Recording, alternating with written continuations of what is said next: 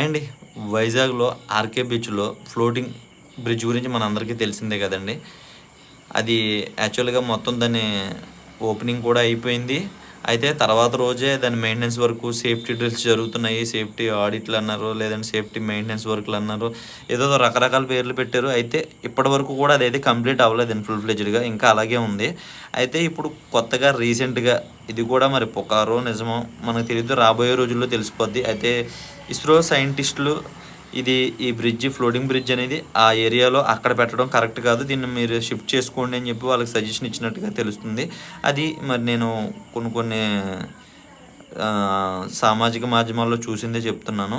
అది ఎంతవరకు కరెక్ట్ అనేది మనకు రాబోయే రోజుల్లో తెలుస్తుంది. ఇప్పుడు వరకు అయితే మాత్రం ఇది ఇంకా కంప్లీట్ అయితే అవ్వలేదండి. ఇక్కడ లోతు ఎక్కువగా ఉండడం వల్ల, అలలు ఎక్కువగా రావడం వల్ల ఇది సేఫ్ కాదు. సో వేరే ప్లేస్ చూస్తున్నారు అన్నట్టుగా అయితే తెలుస్తుంది. రాబోయే రోజుల్లో చూడాలి మరి ఇది ఎంతవరకు అవుతుందో అని.